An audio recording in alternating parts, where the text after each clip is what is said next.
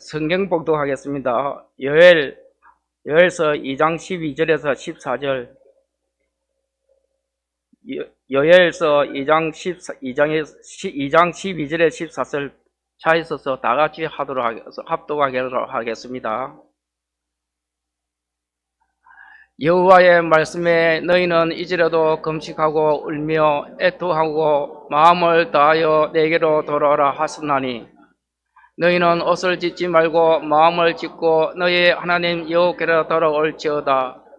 그는 은혜로우시며 자비로우시며 노하기를 더디하시며 인애가 크시사 뜻을 돌이켜 재앙을 내리지 아니하시리니, 주께서 혹시 마음과 뜻을 돌이키시고 그 뒤에 복을 내리사 너희 하나님 여호와께 소재와 전제를 드리게 하지 아니하실지는 누가 알겠느냐. 아멘. 손을 들어 하나님께 인사하겠습니다. 올해는 하나님께로 돌아가겠습니다. 좌우로 인사합시다. 새해 복 많이 받으십시오. 예, 오늘 설교는 송구 영신예배 설교보다 내용은 비슷하지만 좀 더 깊게 살펴보려고 합니다. 송구 영신예배는요, 표를 소개하는 시기이기 때문에 설교를 깊게 할 수 없었습니다. 그래서 우리 차근차근 왜 이런 표가 됐으며 올 한 해 어떻게 따라가야 될지에 대해서 나누어 보려고 합니다.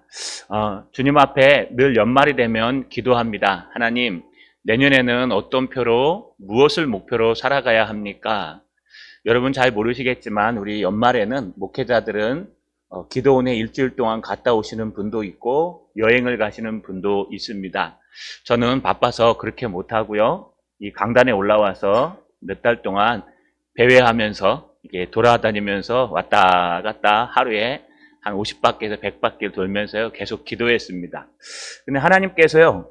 오늘 말씀을 저에게 말씀하시는 겁니다. 여기쯤 돌아갈 때 하나님께서 너는 전심으로 하나님께 돌아오라 라고 얘기했습니다.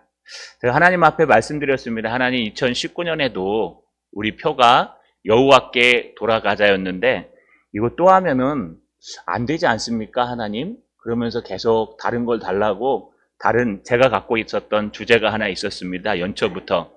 그걸 놓고 하나님 이게 맞지 않겠습니까? 라고 기도하면서 아무리 교회를 돌고 바깥을 돌고 해도요. 하나님은 이거다 라고 말씀하시면서 더 이상 바꿔주지 않으셨습니다. 이건 저희 개인의 목회자로서의 교회를 놓고 기도한 내용입니다. 왜 그러실까? 내용을 보니까요. 본문은 2019년에는 호사의 말씀 속에 오라 우리가 여호와께로 돌아가자 였다면 오늘 말씀은요. 요엘서 호세아 다음에 등장하는 요엘서에 등장하는 네가 내게로 돌아오라 라는 말씀이었습니다. 그래서요. 이 말씀을 한번 연구해 보자. 이 말씀 속에 아마 답이 있을 것이다 라고 하면서 왜 하나님이 또다시 우리에게 돌아오라고 말씀하실까라는 내용의 답을 찾아갔습니다. 오늘 말씀 속에서 저와 여러분이 함께 이 답을 찾아갔으면 좋겠습니다. 그래서 우리가 정말 왜 하나님께 돌아가야 할까? 2019년도와 올해는 또 무엇이 달라야 할까? 살펴보는 저와 여러분 되시길 주님의 이름으로 간절히 소망합니다. 하나님께서요, 이 12선지서를 주시면서 이 12선지서에 대한 전체적인 걸 확인하게 하셨습니다. 좀 폭넓게 성경을 읽으면서 12개의 선지서, 여러분 성경을 이렇게 쭉 펴보시면 처음 보시는 분도 있겠지만 성경은 한 권입니다. 한 권의 책인데 이 한 권의 책이 신약과 구약으로 나눠지고요. 구약은 39권, 신약은 27권, 그래서 도합 66권의 책이 이 한 권의 책 속에 들어 있습니다. 그래서 우리는 이 성경을 그냥 한 권의 책이라고 얘기하지 이 안에 66권이야 라고 얘기하지는 않습니다. 책을 읽다 보시면 그 안에 챕터 1, 1장, 2장, 3장 이렇게 있듯이 이 성경 안에도요. 창세기, 출애굽기, 레위기 이렇게 장이 있는 것이지 이게 각각 다른 의미를 갖고 여러 개를 갖다 묶어갖고 하나로 만들었다는 것은 아닙니다. 이 성경은요. 한 권의 책입니다. 그런데 일부가 있는데 구약이고 2부가 있는데 신약입니다. 구약에도요. 여러분 여러 가지가 있는데 여러분 구약의 창세기부터 신명기까지를 우리가 모세오경, 그래서 모세가 쓴 5가지 책이라는 별명을 갖고 있는 겁니다. 그 다음에 우리 70인역이나 우리가 쓰는 이 개정개혁판대로 보시면 여기 딱 딱지가 붙어 있는데요. 여기 무엇이 있냐? 여호수아부터 에스라, 느헤미야, 에스더까지를 역사서라고 얘기합니다. 그 다음에 그 뒤에 등장하는 욥기, 시편, 잠언, 전도서, 아가서를 지혜서, 시라고 얘기합니다.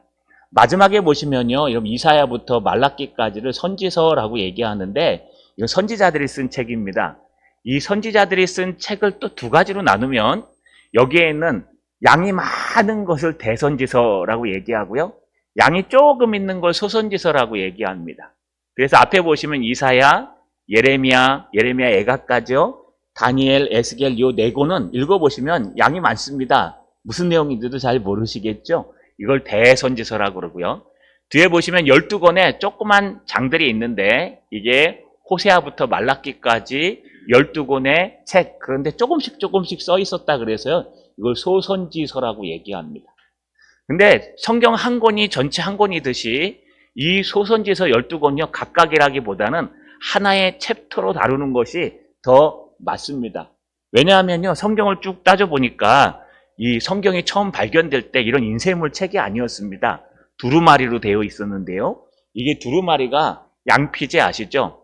양의 가죽을 갖다 말려가지고 양의 가죽 위에다가 양의 피를 잉크에 묻혀갖고, 그 당시에 잉크입니다. 지워지지 않는 양의 피와 여러 가지 복합물, 먹물과 이렇게 함께 잉크를 만들어 갖고요, 여러분 펜촉 같은 걸로 탁 찍어가지고 양의 표지에 썼습니다. 그러니까 옆으로 쭉 써가지고 둘둘둘 말아갖고 다니는 겁니다. 근데 보니까 성경 중에 이 12권의 책이 한 양피지에 쓰여 있습니다. 그러니까 두루마리로 한 두루마리에 그냥 쓰여 있는 겁니다. 이사야서가 한 두루마리에 있었고요, 여러분 에스라, 느헤미야가 한 두루마리에 있었습니다. 그래서 우리 에스라서, 에스라 1서, 에스라 2서 이렇게도 합니다. 마찬가지로 이 12권의 소선지서는요, 한 두루마리에 있었습니다. 그래서 한 권입니다. 요걸 나중에 인쇄물로 제작하면서 미주라는 게 있는데 성경에 특이한 것들을 뒤에다 이렇게 기재하는 게 있는데요. 우리 원어 성경에 뒤에 기재한 걸 보면 이 12권의 책은 한 권으로 본다 이렇게 기재되어 있습니다. 그래서 여러분 호세아부터 말라기까지는 한 권으로 보는 게 맞습니다. 또 하나는요, 역사 가운데 우리 종교개혁자들과 또 유대인들이 성경 공동 읽기를 했습니다. 그래서 어디서 어디까지는 오늘 읽자, 여러분 딱딱 끊어 읽지 않습니까? 이 끊은 것을 샌데르라고 얘기하는데 이 샌데르라는 것을 끊을 때 12선지서를 같이 끊었습니다.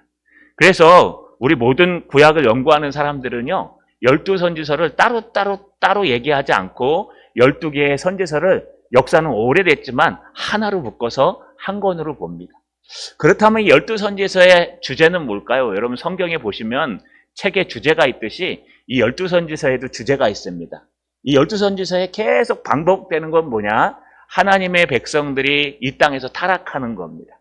하나님의 백성들이 이 땅에서 타락해서 하나님을 잃어버리고 세상 가운데서 엉망진창으로 살아갈 때 하나님께서 선지자들을 보내갖고 심판을 말씀하십니다. 너 그렇게 살면 안 돼. 그렇게 살면 너 틀림없이 하나님 앞에 한번 혼난다. 너 하나님이 벌 받는다. 이거를 여호와의 날이라고 얘기합니다. 너 범죄했는데 여호와의 날이 너에게 임할 거야. 어떤 사람에게는 개인에게, 어떤 사람은 공동체에게 여호와의 날, 심판의 날이 임할 거다. 이게 하욤, 그날이라는 표현을 씁니다. 그 다음에 그러면 어떡하느냐라고 발버둥 치는 백성들에게 주님이 말씀하시는 거는 하나님께로 돌아오면 된다.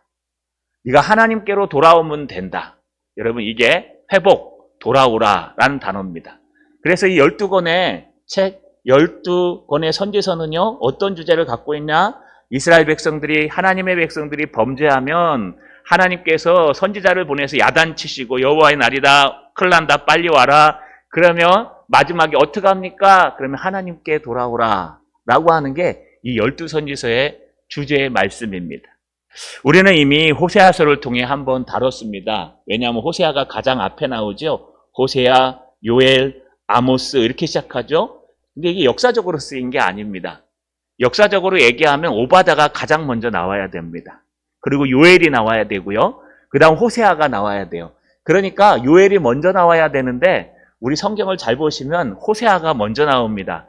어떤 분들이 성경은 역사적인 책이야 라고 얘기하는데 상당히 위험한 이야기입니다. 역사적이긴 하지만 성경은 역사순으로 쓰여지지 않았습니다. 성경은 어떤 주제를 가지고 그 주제를 얘기하기 위해서 집필한 그런 배열한 성경입니다. 그렇게 보면 왜 호세아서를 맨 앞에 놓고 우리가 호세아서를 먼저 나눴을까요? 여러분, 8세기 선지자 호세아는 사랑의 선지자입니다. 그런데 이 선지자를 하나님께서 부르셨습니다. 왜 불렀냐 하면요, 그 당시에 하나님의 백성들이 너무 타락해 있던 겁니다. 우상을 숭배하고 하나님이 싫어하는 세속적인 마인드를 가지고 세상 사람보다 더 악하게 살아가는 하나님의 백성을 보면서요, 하나님이 너무 마음이 아프셔서 호세아 선지자를 부른 겁니다. 여러분, 호세아 선지자 별명이 뭔지 아십니까? 사랑의 선지자입니다. 그런데 호세아 선지자를 여러분 사랑의 선지자로 알고, 야, 우리 교회에 사랑이 필요하니까 사랑을 설교해야 되겠다라고 호세아서에 들어갔다가는 큰일 납니다. 앞에 한 6장까지만 얘기하고 나머지 14장까지는요, 딱 너 죽어, 큰일 나, 너 하나님 앞에 혼나, 다 하나님께서 저주하는 내용이 많이 등장합니다. 저주하는 게 아니고요, 하나님이 너무 사랑하셔가지고 제발 너 거기서부터 돌아와, 너 안 돌아오면 안 돼 라고 하면서, 여러분, 우리 아이들에게 잘못된 길 가면 야단치잖아요. 정말 야단치고 싶어서 칩니까? 사랑하니까 돌아오라고 치는 겁니다. 그게 호세아 선지자의 말씀입니다. 우리가 그래서요, 호세아 선지자에 보면 이 세 가지가 명확하게 드러납니다. 첫 번째, 하나님의 백성들이 범죄했습니다. 그래서 하나님께서 사랑의 선지자 호세아를 부르면서 뭐라고 말씀하시냐? 너는 음란한 여인과 결혼하여 음란한 아이를 가져라. 여러분, 음란하다는 건 창녀를 얘기합니다. 그래서 호세아가요, 창녀 고멜과 결혼합니다. 한번 생각해 보십시오. 저는 아직 장가를 갔으니까, 아직이 아니라 벌써 갔으니까 우리 노요한 목사님 미안합니다. 부목사님 아직 장가를 못 갔습니다. 주변에 괜찮은 분이 있으면 소개시켜 주시면 좋을 것 같습니다.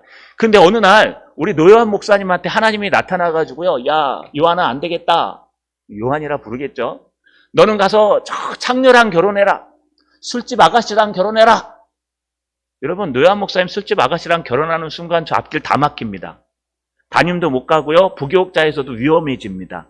왜냐하면은요, 이게 목회자들은요, 그래도 거룩하게 살아야 되기 때문에 총각이요, 여러분 술집 아가씨랑 결혼하면 안 되게 돼 있습니다. 물론 회심해서 돌아오면 상관없고요. 근데 그 당시에 가장 유명하고 가장 뛰어났던 호세아 선지자에게 하나님께서 부르시고요, 야, 호세아야, 너는 가서 저 술집 마담이랑 결혼해라. 그래서요, 이 호세아가 영문도 모르고 하나님의 말씀에 순종한다고 사람들이 욕하든지 말든지 가서 음부 고멜이라는 여인과 결혼합니다. 여러분, 결혼하면 아이가 생기겠죠? 드디어 아이를 낳습니다. 그런데 하나님께서요, 그 아이의 이름을 직접 지어주십니다. 하나님이 지어주면 얼마나 멋질까요? 여러분, 영광이, 여러분, 은혜 또는 권능이 막 이렇게 짓지 않겠습니까? 첫째 아들을 낳는데 아들 이름을 뭐라고 지냐?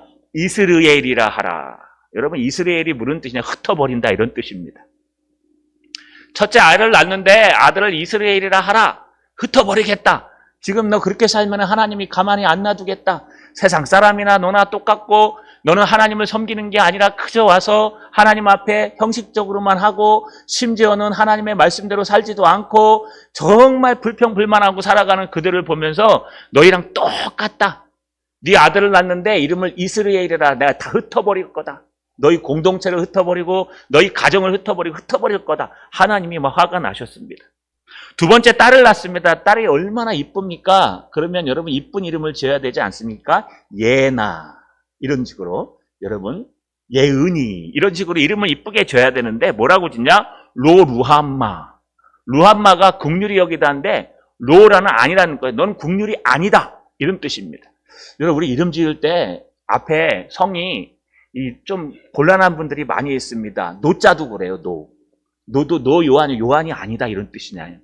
노 사랑하면 사랑이 아니다. 또 안자도 좀 힘들어요. 안 사랑 그러면 사랑이 아니다. 안 바울 그러면 바울이 아니다. 이게 참 앞에 성이 참 힘들어, 그죠? 참 김씨가 그냥 다 안 한 것 같습니다. 김유선이 그러면 유선이다. 그리고 여러분, 이 성에 따라서 이름 짓기가 참 불편합니다. 그런데 여기에다가 노를 붙였어요. 루함마, 긍휼히 여기다. 참 이쁜 이름이거든요. 근데 루함마, 긍휼히 여기지 않는다. 딸의 이름을 긍휼히 여기지 않는다예요. 얼마나 난처할까요? 마지막 세 번째 아들을 낳았는데 암미 그런 백성인데요. 로암미, 내 백성이 아니다. 하나님 백성이 아니다. 야, 이게 참 호세아 선지자는 대단한 것 같습니다. 저 같으면 하나님 앞에 항의할 것 같아요.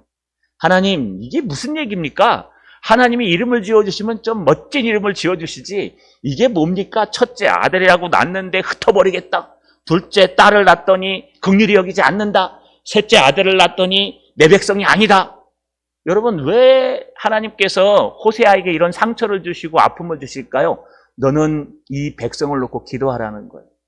이 백성이 하나님의 말씀을 떠나고 하나님 앞에 거룩함을 떠나고 정직함을 떠나서 이 세속적인 삶을 살아가니까 너는 음부 고멜과 함께 살면서 얼마나 여러분 음부 여인과 사는 것이 신랑과 결혼했는데 마음은 딴 남자한테 가 있는 이런 여인과 사는 것이 얼마나 마음이 아픈지, 또 너희가 자녀를 낳으면서 그 자녀들이 정직하고 바라야 되는데 너랑 똑같이 생긴 그 모습을 보면서 너는 가슴 아파하고 힘들어하라. 그러니 안 된다라고 하면서 여러분 호세아에게 얘기한 겁니다. 그러면서 호세아가 무엇을 주장합니까? 6장에 가시면요. 호세아가 이제 한 가지 방법이 있는데 한 가지 방법은 여호와께 돌아가는 거다. 6장 1절에서 4절에 보시면 오라 우리가 여호와께로 돌아가자. 여호와께서 우리를 찢으셨으나 도로 낫게 하실 것이요 우리를 치셨으나 싸매어 주실 것임이라. 여호와께서 이틀 후에 우리를 살리시며 셋째 날에 우리를 일으키시리니 우리가 영원히 여호와 앞에 살리로다. 그러므로 여호와를 알자. 힘써 여호와를 알자. 그의 나타나심은 새벽빛같이 일정하니 비와 같이 땅을 적시는 늦은 비와 같이 우리에게 임하시리라.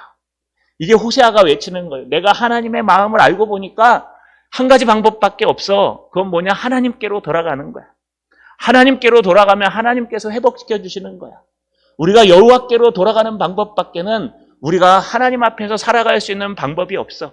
이 땅은 점점 악해져 가고 이 땅은 점점 싸워가고 불안전해가고 힘들어지는 이 사람 속에서 너희가 정말 살아갈 수 있는 유일한 신앙으로서의 방법은 하나님께로 돌아가는 것밖에 없어. 어떻게 해요? 하나님을 알자.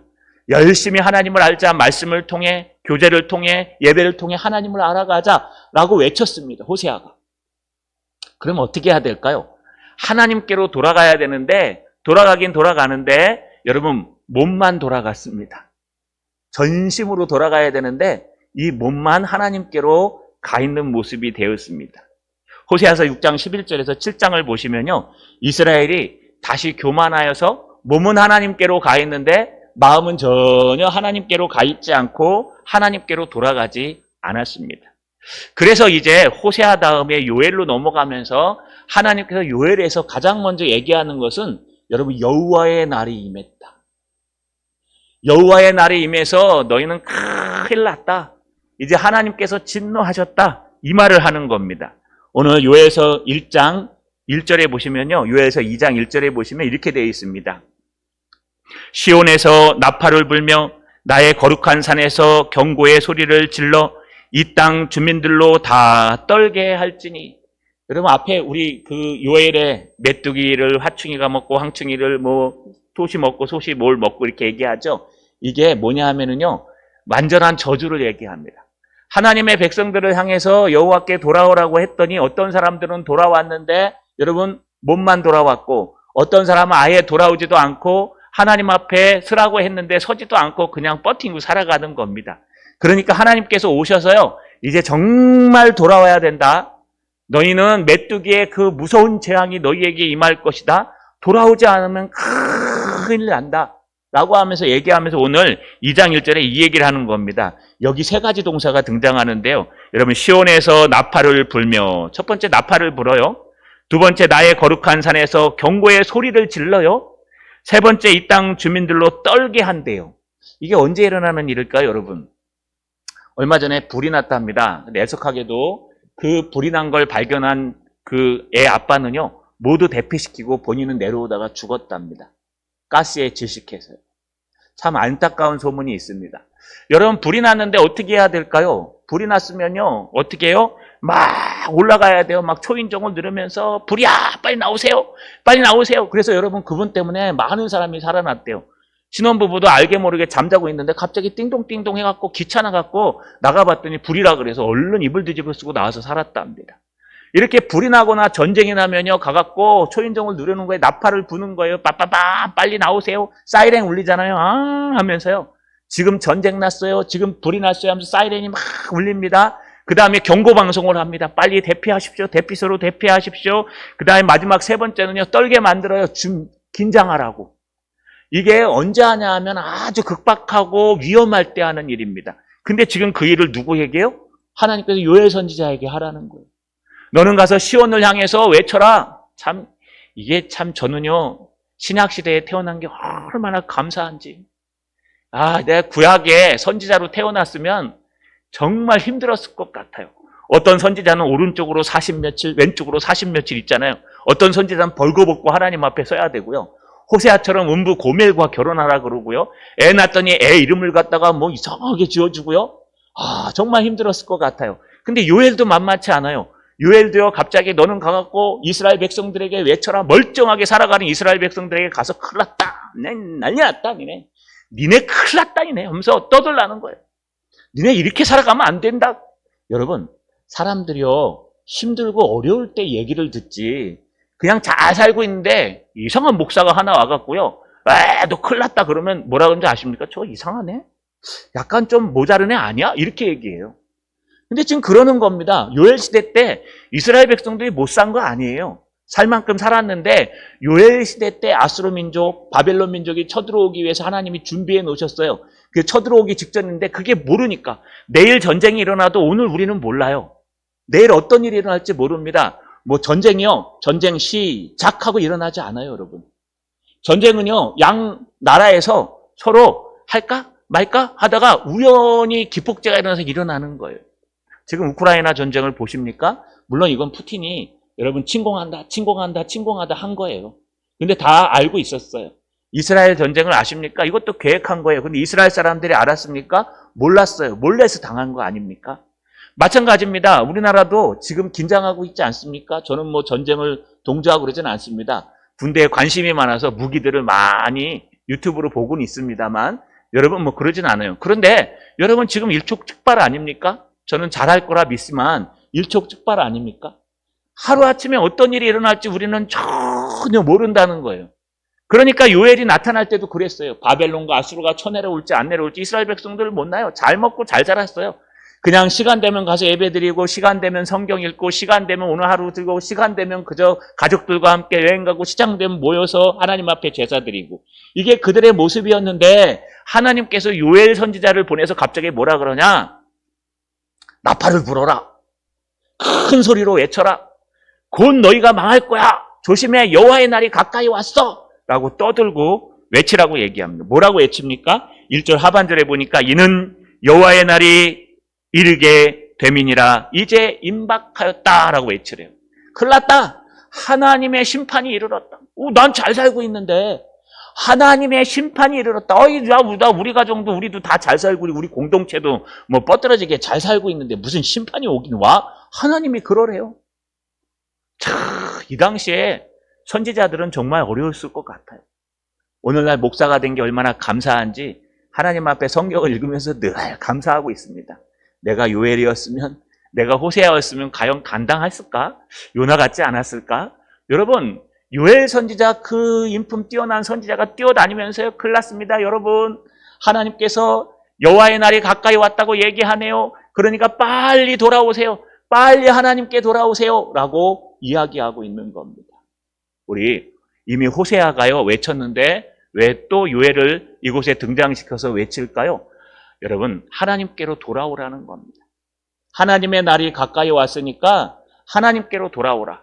호세아가 외쳐서 안 돌아오니 다시 한번 하나님께서 요엘을 통해서 이 말씀 속에서 시대는 바뀌었습니다. 하나님께서 돌아오라고 말씀하시는 겁니다. 이것이 첫 번째 주제를 정한 것에 대한 답이었습니다. 하나님 왜 이 말씀입니까?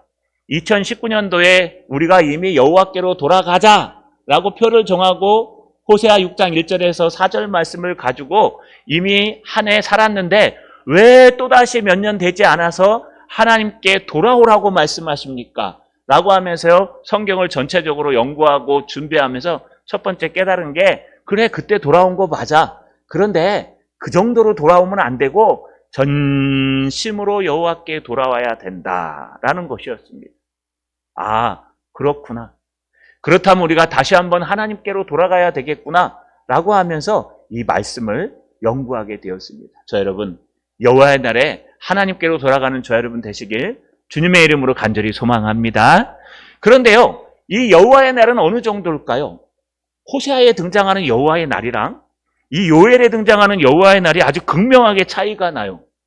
여러분, 호세아에 등장하는 여호와의 날은요, 그저 하나님께서 잃어버린 양처럼 광야에서 힘들어하는 백성들을 하나님께서 감싸 안고 너 하나님 말씀대로 안 살고 하나님께로 안 돌아오면 광야에서 이 길 잃어버린 양처럼 헤맬 거야, 이 정도 수준이었어요. 그러니까 호세아서를 읽어보시면요, 그냥 적군이 쳐들어와서 너희를 멸망시킬 거야가 아니라 너희 스스로 하나님께 돌아오지 않으면 너희가 살아가는 그 인생이 광야가 되고 너희가 살아가는 그 인생이 계곡이 되어서 너희가 하루하루 살아갈 때 부딪히고 힘쓰며 애쓰는 그 삶 가운데 얼마나 힘들고 어려운 삶을 살지 몰라. 인간 누구나 그런 어려움을 사는데 특히 하나님을 믿는 사람들은 더 어렵다는 거예요. 여러분, 예수 믿는 거 힘드시죠? 예수 믿는 게 참 어렵습니다. 어떻게 보면. 안 믿는 사람들은요, 그저 이렇게 막 주일날 놀러도 가고 또 주일날 여러분 뭐 모임도 하고, 동창회는 왜 꼭 주일날 있을까요? 또 여러분, 결혼식은 왜 꼭 주일날 있는 걸까요?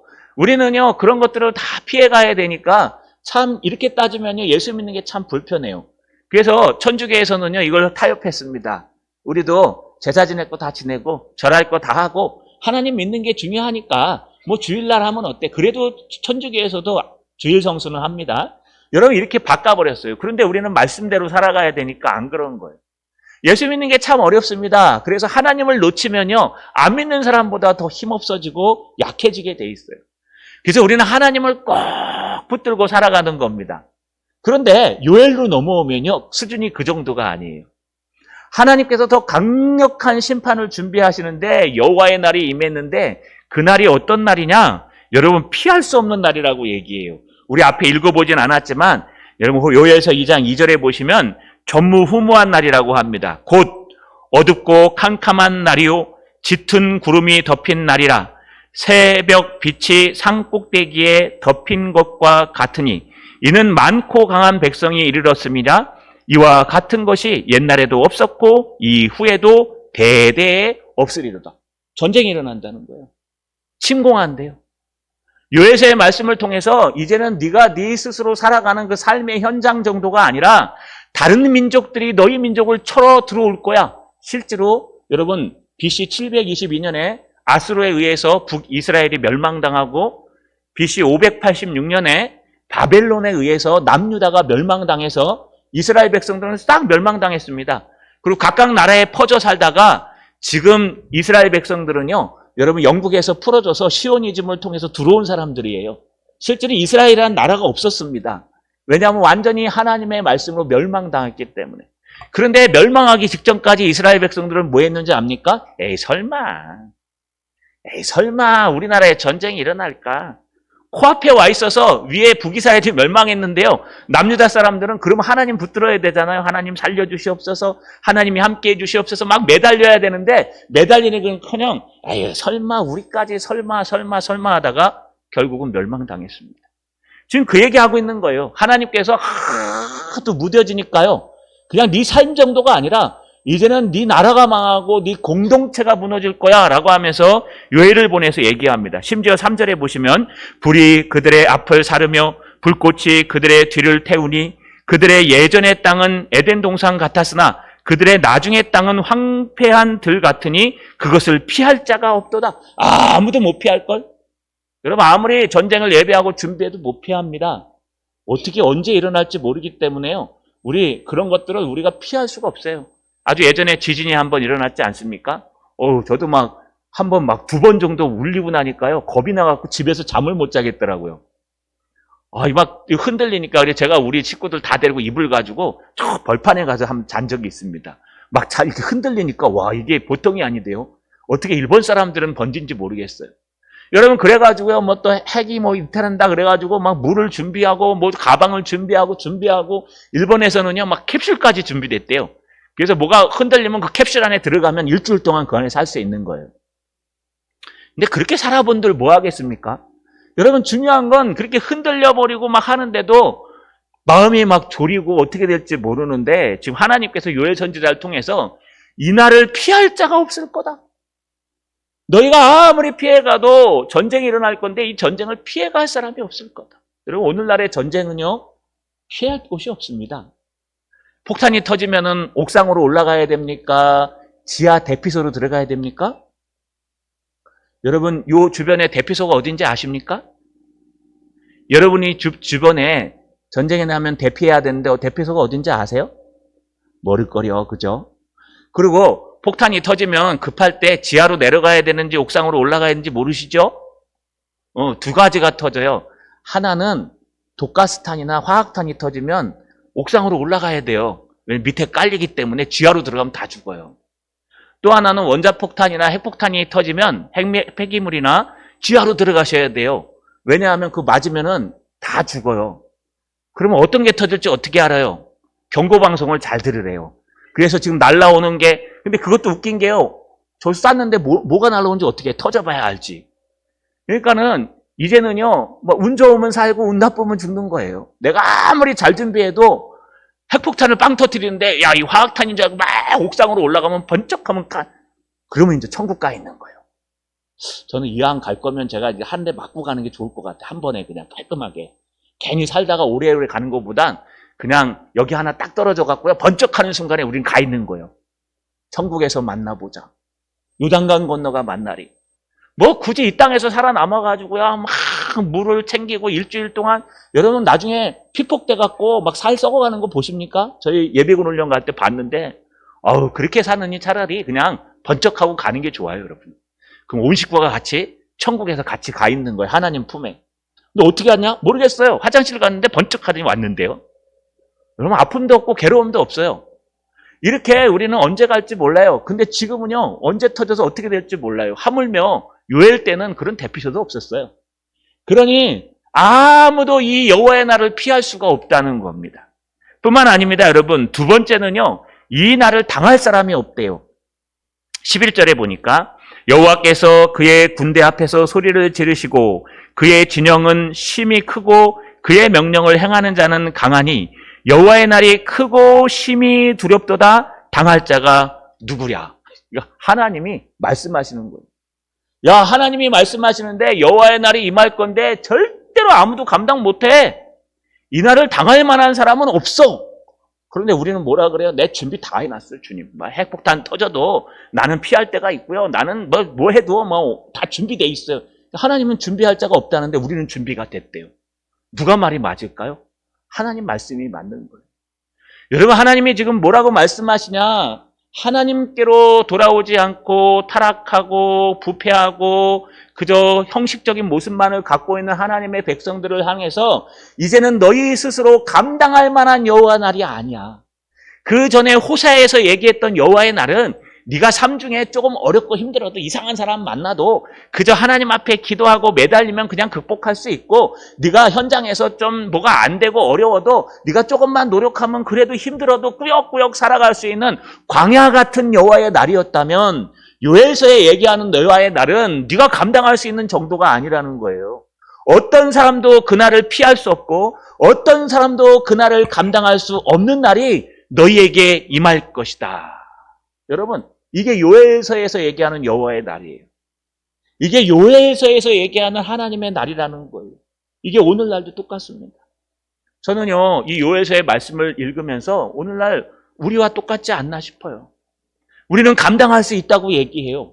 우리는 다 알아서 준비하면 된다고 얘기해요. 그런데 하나님께서 탁 열면요, 아무것도 못합니다. 피할 수 없는 날, 감당할 수 없는 여호와의 날이 우리에게 임한다고 얘기했습니다. 그래서 우리가 하나님께로 돌아가야 됩니다. 그러면 이 날을 어떻게 준비해야 될까요? 바로 그게 오늘의 주제의 말씀입니다. 오늘 주제의 말씀이 뭡니까? 전심으로 하나님께 돌아올지어다. 여러분, 어떻게 해야 이 여호와의 날을 잘 준비할 수 있을까요? 아까 말씀드린 대로 돌아오랍니다. 돌아오면 된다. 어디로요? 하나님께로 돌아올지라. 오늘 말씀처럼 여호와의 말씀에 너희는 이제라도 금식하고 울며 애통하고 마음을 다하여 내게로 돌아오라 하셨나니 너희는 옷을 찢지 말고 마음을 찢고 너희 하나님 여호와께로 돌아올지어다. 호세아서에서 돌아왔어요. 그래서 하나님께서 노루하마를 루하마로 바꿔주시고 루함미를 암미로 바꿔주셨어요. 그런데 그 정도 갖고 안 된다는 거예요. 너희는 옷을 찢는 형식적으로만 돌아오지 말고 그것도 필요하지만 마음까지 찢고 하나님께로 돌아오는 거예요. 그저 성경을 읽는 정도가 아니라 이 성경이 하나님의 말씀임을 확신하고 그 말씀을 내 삶의 주제 삼아서 살아가라는 거예요. 그저 하나님 앞에 내가 이거 필요해 저거 필요해요 기도 정도가 아니라 이제는 하나님의 영광을 위해서 하나님의 가슴을 가지고 기도하라는 겁니다. 여러분, 이 땅에 예배할 때 그저 하나님 앞에 나와 의무적으로 예배하는 거 필요합니다. 그러나 이 정도가 아니라 거기에다 플러스 알파 전심으로 하나님께 돌아오라는 거예요. 안 되면 금식하래요. 안 되면 울고 애통하래요. 안 되면 가슴을 치면서 하나님께로 돌아오래요.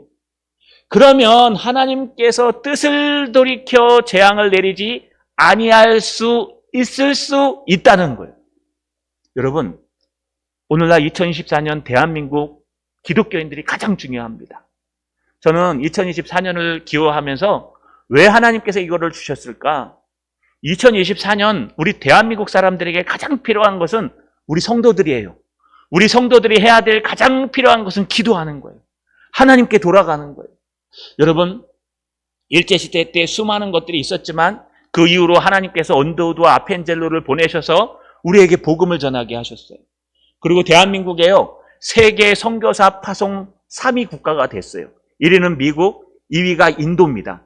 3위가 한국입니다. 지금 우리가 인도를 거의 따라잡았습니다. 왜냐하면 인도는 이슬람이긴 하지만 거기 각 도서에 여러분 여러 종교가 있어서 선교사 파송 국가로는 2위예요. 우리가 3위입니다. 그런데 지금은 거의 우리가 2위가 됐어요. 근데 문제는요, 이제 대한민국에서 기독교가 사라지고 있어요. 우리 대한민국에서 목회자들이 사라지고 있어요. 저희가 들어갈 때만 해도 제가 신학대학원을 3번 떨어졌다 그랬죠. 3번 떨어졌습니다. 사수 만에 들어갔어요. 영어가 좀 부족해갖고요. 그걸 떼우려니까 성경을 거의 틀리면 안 되는 거예요. 성경 2개인가 3개 틀리고 들어갔어요. 그래야 합격할 수 있어요. 그것도 맨 뒤쪽에서 이렇게 쫙. 그래서 우리는 성경을 파고 또 파고 최소한 4점 몇 대 1 이 정도 됐거든요. 근데 여러분, 얼마 전에 우리 교수님 연락이 왔는데 미달이에요. 이제 뭐 내면은 다 들어가요. 옛날에 서울대 나와도 떨어지고 고려대 나와도 떨어지고 막 유명한 대학들 다 떨어졌거든요. 근데 요즘은요, 그냥 원서만 내면 들어가요. 그것도 시험 안 보려고요. 그냥 신학교 출신들은 B+ 이상 되면 그냥 다 맞이해줘요. 학교 재정 때문에 그냥 아무나 다 와라. 지금 뭐 가릴 거 없다. 그냥 와갖고 섬겨라. 그런데도 불구하고요, 지금 서울인지 어디든지 부교육자를 뽑을 수가 없대요. 왜냐하면 다 안 온대요. 내가 차라리 더러울게 저 교회 가갖고 저거 막 일주일에 한 번 가갖고 뭐 돈 조금 받느니 차라리 그냥 떳떳하게 그냥 저기 편의점 알바하다가 공부 좀 더 해서 박사학위 따서 담임 목사 부르면 글로 그냥 직행으로 가자. 그런 사람들이 지금 목회자로 수두룩 빽빽하대요. 우리 때는요, 그냥 신학교 다니면서도 당연히 배워야 된다 생각해갖고 30만 원 받으면서 저도 구미에서 기름값도 안 나오는데 설교 배우러 목사님을 찾아다닌 적이 있습니다. 하나님의 말씀 연구하는 거 배우러. 신학교에서 또 배우고. 또 월요일날 되면 서울에 가갖고 예수가족교회 가서 부흥가 개혁사의 그 목사님 밑에서요, 또 저녁 늦게까지 강의 듣다 오고 막. 그런 것들이 있었는데 이제는 그게 사라졌다는 거예요. 목회가 얼마나 힘든 건지 다 안 간대요. 여러분 조금만 기다리시면 목사 뽑기 힘들 겁니다. 지금 신학교마다 다 미달이고 어렵답니다. 이 어려운 시대에 정말 하나님께로 돌아와야 되는데 여러분 오늘날 우리 대한민국을 한번 보시겠습니까? 겁주는 거 아닙니다. 제가 군사 쪽에 너무 관심이 있어가지고 보다 보니까 지금 2025년에서 2030년 사이에 어쩌면 중국이 대만을 침공할 수도 있답니다. 근데 중국이 이번에 한 얘기가 뭐냐 하면 하하 웃기지 마라. 너희가 예상하는 것보다 더 빨리 난 할 수 있다. 그렇게 얘기했대요. 얼마 전에 누굽니까? 북한의 그 서열 몇이 되는 여자, 이여정입니까? 그 여자가 하는 말이요. 우리 올해가 가장 위험할 때일 거야 라고 허풍을 얘기했대요. 물론 우리나라가 탄탄합니다. 근데 여러분 그건 모르는 겁니다. 대만을 치려면요. 이 미국에 있는 이 주한미군이 밑으로 내려가야 되기 때문에 한국에서도 같이 싸울 거랍니다. 거의. 그러니 대만 전쟁이 일어나면 한국 전쟁도 같이 일어나는 게 아마 상례일 거라고 모든 군사 사람들이 다 얘기해요. 우리나라 사람만 쉬하고 있어요. 문제는 만약에 올해 그런 전쟁이 일어나면 안 되지만 그런 일들이 일어난다면 우리는 뭐 해야 될까요? 에이 괜찮아요. 여기 뭐 창원인데 여기까지 제가 장담하는데 여기 하나 떨어집니다. 왠지 아십니까? 여기 있잖아요. 방위산업체역이 많습니다. 여러분 우리 뭐 그때 떨어지면 천국에서 만나면 되는데 그러면 우리는 뭐 해야 될까요? 안 믿는 사람들은 몰라요. 안 믿는 사람들은 그저 군사력을 막강하게 하고 대비태세를 물론 해야 됩니다. 근데 믿는 사람들은 시야가 달라야 돼요. 믿는 사람들은 오늘 여기의 말씀처럼 요에서의 말씀처럼 그 여호와의 날을 준비해야 되는데 뭘로 준비해야 되느냐? 하나님께로 돌아가는 거예요. 우리 기독교인들이 예수 믿는 사람들이 먼저 하나님께로 돌아가는 거예요. 이 나라 이민족을 놓고 하나님 대한민국을 다시 한번 사용해 주시옵소서. 하나님 선교사들이 여기서 피 뿌리고 땀 뿌려가며 세운 이 교회들 선교사들이 이곳에 와서 모든 것을 희생해가며 전했던 이 복음이 대한민국에 다시 한번 일어나게 하여 주옵소서. 제가 왜 새벽기도에 부흥에 대해서 얘기한 줄 아십니까? 1907년에 평양에서 대부흥이 운동이 일어났습니다. 선교사 한 분이요 말씀 사경회에 오기로 했습니다. 평양 장대원 교회. 그런데 말씀 사경회를 준비하는데 그 주변에 있던 선교사 부인들, 한국 사람들 아닙니다. 외국 사모님들이요 모여서 기도하기 시작했어요. 하나님 이번 말씀 사경회를 통해서 이 대한민국에 있는 한국에 있는 이 미개한 사람들이 깨어있게 하시고 부흥의 놀라운 역사가 일어나게 해달라고 기도했어요. 선교사님은 그냥 온 거예요. 오셔갖고 하나님의 말씀을 증거하는데 하나님의 불이 임했어요. 거기서요 여러분 많은 사람들이 회개하기 시작하고 하나님께로 돌아오기 시작했어요. 이게 1907년에 일어났던 평양 대부흥운동입니다. 그 부흥운동 때문에 대한민국이 하나님의 말씀으로 돌아오고 그 부흥운동 여파 때문에 평양신학교가 세워지고 오늘날 우리처럼 목회자들이 생겨나고 그 부흥운동 때문에 대한민국 각 구석구석마다 하나님의 교회가 세워진 거예요. 그리고 선교사 파송 이제 2위 국가가 되어가는 겁니다. 그런데 여러분 어느 순간인가 아픔이 사라지고 먹고 살만하고 여러분 그냥 예수 믿을 필요가 없어지고 예수 믿는 사람들조차도 하나님에 대한 감각이 사라지고 하나님께 예배하는 것도 그냥 형식적에서 끝나버리니까 하나님께서 이제 대한민국을 어떻게 하실까요? 어떻게 하실까요, 여러분? 저는 무섭습니다. 그러면 우리는 어떻게 해야 될까요? 하나님께로 돌아가는 겁니다. 우리 기독교인들이 먼저 하나님께로 돌아가면 돼요. 요엘에게 말한 것처럼 이 전쟁은 우리가 피할 수 없어요. 또 여러분 누구도 감당할 수 없어요. 어떤 일이 일어날지 몰라요. 예전처럼 여기서 빵 터지면 운 좋으면 살아나는 거 아니에요. 여러분 예전에 저 전방에 있는데 수리탄 투척 연습을 합니다. 전방에서는 한 번씩 합니다. 총도 쏴야 돼요. 총알이 있어요. 이렇게 200발, 300발 소요탄이 있어요. 그러면 그 담당하는 사람이 있습니다. 요 조가 일개조 있으면 그 조가 가서 하루 종일 쏴야 돼요. 총 갖고 따다다다다다다다 몇 개 가져가. 소대장님 총도 가져가 따다다다 쏘고 총기에 수리 다 해갖고 줘야 돼요. 수리탄도 있어요. 수리탄도 깍에 있거든요. 깍에 넣는데 깍을 딱 틀어가지고 빼갖고 핀 빼갖고 던져야 돼요. 근데 요게요 파편형이 있고 폭발형이 있어요. 근데 우리가 갖고 가는 파편형이에요. 파편형은 뭐냐면 안에 이렇게 쇠구슬이 들어있어갖고 빵 터지잖아요. 살상반경이 15m면은 15m 안에 있는 사람 다 죽는 게 아니라 잘 숨으면 살아요. 그런데 폭발형이 있는데 그건 꽝 터지면 15m 안에 숨어 있어도 다 죽어요. 창자가 다 터져요. 붕 해도 터지는 거기 때문에. 다행히 우리는 파편형을 갖고 갔어요. 근데 우리 선임, 저는 일병이었으니까 선임이 탁 해갖고 탁 던졌는데 옆으로 떨어졌어요. 참마에서 딱 나왔어요. 빵 하고 터졌는데 파편이 쫙 튀면서 참호가요 붕 뚫리는 거예요. 와, 제가 그거 보면서 야, 아무도 안 다쳤어요. 다행히. 그래서 우리가 사고 아니고 덮고 넘어갔거든요. 여러분 그냥 뻥 하니까요. 이렇게 죽는구나. 이 창자가 흔들리는데요. 막 뻥 하는데 야, 사람이 이렇게 죽는구나. 근데 원자폭탄은 그게 아니에요. 빵 하면 번쩍 하면 사라지는 거예요. 여러분, 겁주려고 하는 게 아니라 2024년 우리의 표어는요, 우리에게만 필요한 게 아니라 이 대한민국에 필요한 겁니다. 우리 앞에 어떤 일이 일어날지 우리는 아무도 모릅니다. 그러면 우리는 뭘 준비해야 될까요? 물을 준비하시고 식량을 준비하시고 여러분 터지면 얼로 피할지 잘 준비해 놓으십니까? 하십시오. 그런데 우리에게 더 필요한 것은 하나님께로 돌아가야 된다는 거예요. 깨어있는 우리가 먼저 하나님께로 돌아가야 된다는 거예요. 저와 여러분이 하나님께로 돌아가야 돼요. 그러면 여러분 잘 보십시오. 뭐라고 되어 있나? 그는 은혜로우시며 자비로우시며 노하기를 더디하시며 인애가 크시사 뜻을 돌이켜 재앙을 내리지 아니하시나니 주께서 혹시 마음과 뜻을 돌이키시고 그 뒤에 복을 내리사 너희 하나님 여호와께 소제와 전제를 드리게 하시지 아니하실지 누가 알겠느냐. 뭐 한다고요? 우리가 하나님 앞에 간절히 기도하면 우리 앞에 있는 재앙을 하나님께서 탁 막아주신대요. 할렐루야. 우리가 하나님 앞에 기도하면 여러분 가정 앞에 있는 재앙들을 은혜로우시며 자비로우시며 노하기를 더디하시며 인애가 크신 하나님께서 뜻을 돌이켜서 재앙을 내리지 않으신대요. 할렐루야. 여러분 앞에 있는 모든 어려움 가운데 우리가 전심으로 하나님 앞에 매달리고 돌아가면 우리 공동체 앞에 여러분 앞에 있는 어떤 어려움일지라도 아니 전쟁일지라도 하나님께서 뜻을 돌이켜 재앙을 내리지 아니하신대요. 할렐루야. 여러분 이게 우리의 올해 표입니다. 말씀을 마치겠습니다. 올해 기도합시다. 전심으로 하나님께 돌아갑시다. 이 대한민국을 위해서 꼭 기도해 주십시오. 하나님, 이 나라 이 민족이 다시 하나님께서 들어쓰시는 나라가 되게 하옵소서. 이 나라 이 민족이 하나님 손에 꼭 필요하게 하시고 우리가 선교 이류가 될 수 있는 그런 대한민국이 되게 하십시오. 우리 동산교회를 위해 기도하시죠. 신천 땅도 있지 않습니까? 하나님 우리 동산교회가 무장되게 하여 주옵소서. 우리 동산교회가 하나님의 부흥과 하나님의 놀라운 기름 부으심의 역사로 무장하셔서 우리가 이 나라 이 민족을 변화시키고 이 땅을 뒤집어 엎는 참된 교회가 되게 해달라고. 여러분 올 한 해 부흥을 위해 또 돌아옴을 위해 기도하시는 저 여러분 되시기를 주님의 이름으로 축원합니다.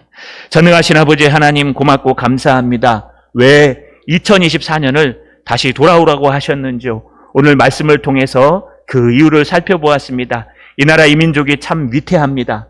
우리 공동체들도 위태합니다. 대한민국 교회도 위태합니다. 우리 가정들도 어렵고 힘듭니다. 이럴 때일수록 우리가 할 수 있는 것은 마음을 찢고 전심으로 여호와께 돌아가는 것입니다.